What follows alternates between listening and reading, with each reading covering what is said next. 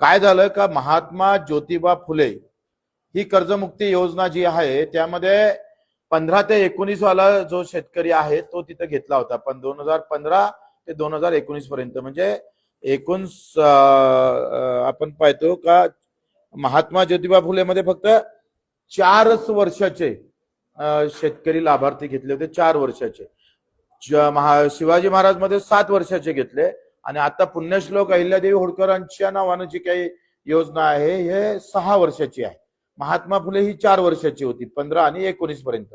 याच्यात काय झालं का नेमकं ओटीएस केलं नाही.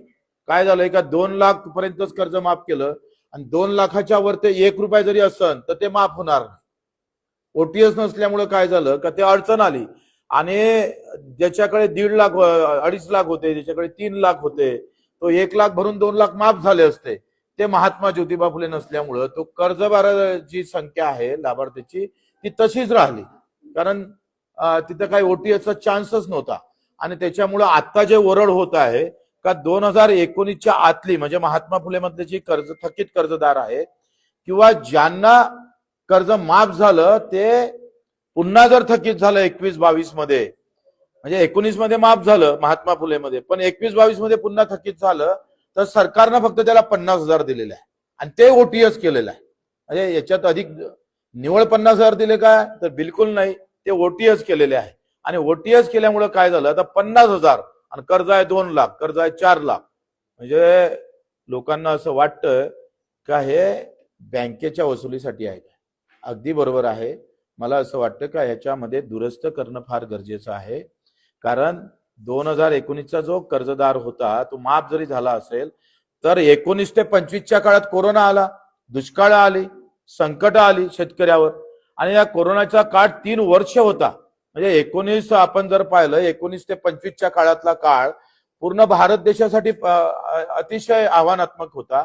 त्याच्यामुळे मुख्यमंत्री महोदयांना आम्ही विनंती करणार आहोत का महात्मा ज्योतिबा फुले मध्ये ज्यांना माफी झाली ते आता पुन्हा थकीत राहिले असेल तर त्यांना सुद्धा 1 ते 1.5 लाख रुपये 2 लाख रुपये याचप्रमाणे कर्जमाफी करावी, त्यांना कर्जमाफीमध्ये घ्यावं आणि जे पूर्ण 4 लाख रुपये असेल जे ओटीएस मध्ये आले नाही महात्मा फुले मध्ये त्यांना सुद्धा घेतलं पाहिजे.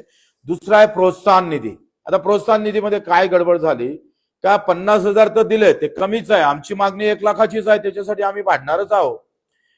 पण त्याच्यासोबत त्यांनी अट काय घातली का सतत 2 वर्ष जर कर्ज फेडलं असेल तर मग आम्ही तुम्हाला प्रोत्साहन निधी देऊ. म्हणजे पुन्हा मेघ घालून घेतली. आता सतत 2 वर्ष फेडल्यावर जर प्रोत्साहन निधी देत असाल तर अर्धे शेतकरी पुन्हा बिचारे त्याच्यापासून त्या प्रोत्साहन योजनेपासून दूर जाणार आहे.